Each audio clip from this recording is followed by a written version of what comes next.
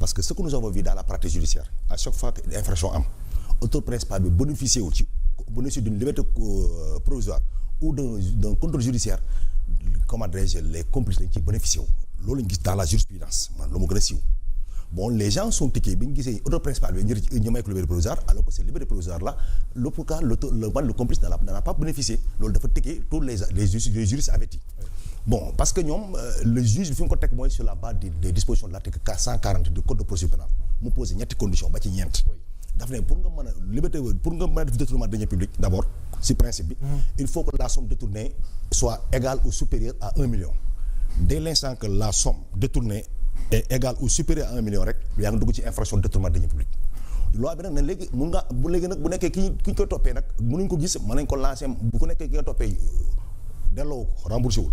cautionné wul l'intégralité wala il a def contestation sérieuse mën nañ ko door mandat dépôt su nekkee da ngaa daw maa ngi la lancer mandat d'arrêt yoon ba teg ci quatrième condition na lan su nekkee da ngaa feebar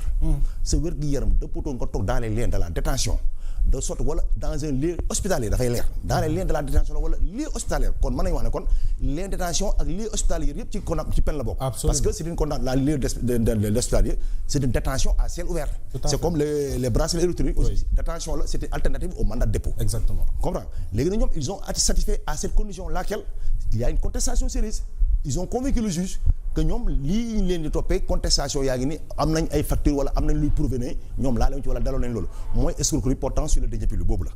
juge bi nag bi mu xoolee dossier il s'est convaincu ñoom ñaar peut-être contestation sérieuse ils ont satisfait à cette disposition de l'article 140 juge bi may leen hors contrôle judiciaire comme le prévoit la loi après procureur aussi naturellement il faut le reconnaître c'est son droit d'interjeter appel parce que boo demee si article 179 du code de procédure pénale dafa le procureur de la République pour interjeter appel sur toutes les ordonnances rendues par le juge d'instruction ça c'est son droit le plus absolu ça on le reconnaît mais parfois l'opportunité aussi peut être discutable mais sur le principe du droit c'est son droit mais on peut discuter l'opportunité parce que gis nit ki parfois ñu may ko liberté provisoire ñu la moo tax procureur de xaar ba heure sànga wala nangam loolu mooy opportunité bi ak lu ko laal bii nag bi laal Farba nag dañ ne bi ministre bi génnee wax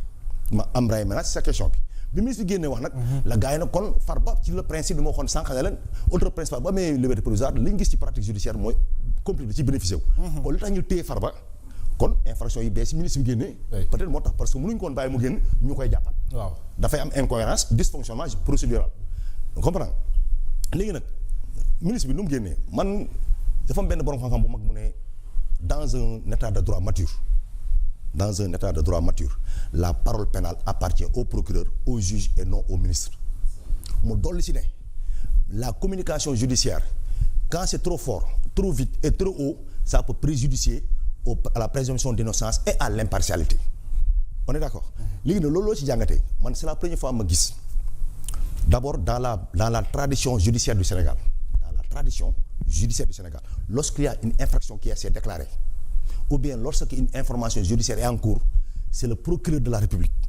qui sort parce que le procureur de la République c'est le porte-parole privilégié de la justice c'est ça privilégié je dis et de droit parce que lu ma tax man la de droit parce que boo demee ci article 11 man la may damay viser c'est article 11 tiré dernier alinéa bi 3 article 11 ñetti alinéa la am na 1 am na 2 am na 3 daf ne bu infraction amee le procureur de la République après en avoir discuté avec sa hiérarchie waxtaan ak kilifaam ba pare mën na gën def point de presse pour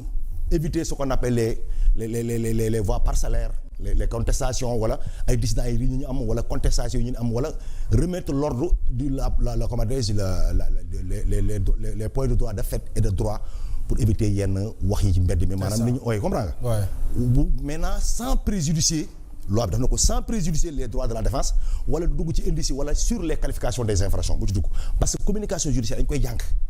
c'est pas anodin comme ni ñu jàngee communication il y a une communication judiciaire parce que procureur bu gën di wax il connaît les points techniques lan la war a dugg loolu dugg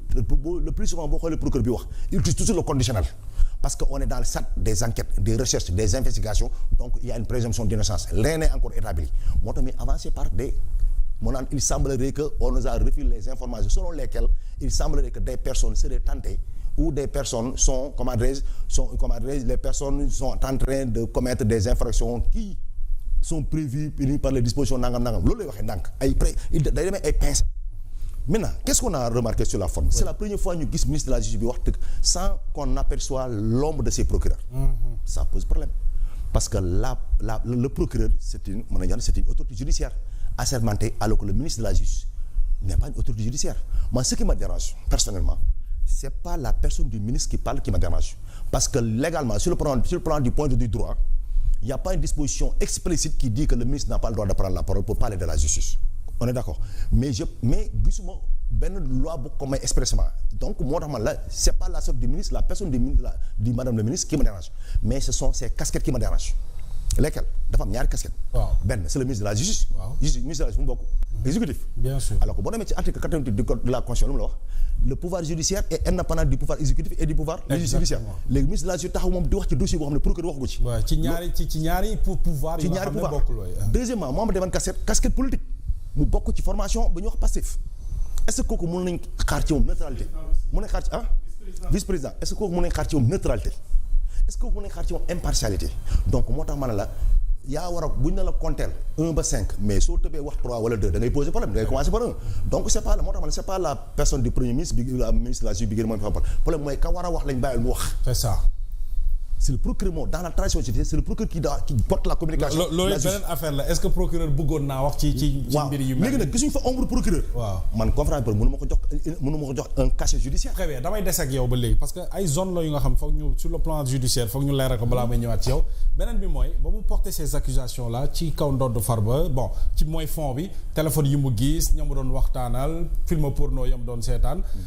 dañu jël Farba le lendemain yóbbul ko procureur. xëy na pour yooyu acte yooyu mu def mais procureur toppewu ko dara. ci li ministre bi. yëkkati kàddu wax par rapport ak conférence de presse am loolu naka lañ ko mën a jàngatee. bon ni ñu ko mën a jàngatee revenons sur les principes xam nga la vie carcérale ou les établissements des prisons sont régis par des lois. Il y a un règlement intérieur bon dafa am infraction yoo xam ne procureur suñ gisee détenu def ko xam nga détenu mën nañ ko gisee yàmba parce que boo demee ci prison dafa am ñetti façon fouille. dafa am fouille intégrale mooy fouille wax booy doog dugg ci simila dem ba laal sa partie intime yi loolu yëpp fouille intégrale booy doog dugg ci am na fouille boo xam ne fouille de tapotage la fouille boobu boo demee uy ji audience ba ñëwaat la wala ñu bàyyi nga dem infirmerie faju ji ñëwaat loolu dañuy tàpp sa yaram yi ñu xool loolu waaye mais am na fouille boo xam ne fouille générale aussi régisseur mën na xëy benn jour rek na gars yi fouille leen néeg yëpp loolu mën na am mais aussi ci biir prison yi régisseur dem ay tóob ci biir prison dañu fa yàgg. ah oui ñoo ko jox information na ko chambre diw indi na fa yàmbaa wala diw mi ngay fetal wala diw mi ngay paaka. loolu nag ay infraction pénale la parce que amoo droit ci prison téye fa fetal amoo droit téye fa paaka amoo droit yor fa benn xeetu ngànnaay boo xam ne wala instrument moom mun na gàññi wala créer des problèmes là mën la jàpp il communique bon sang voilà c'est pas la peine de communiquer il fait un rapport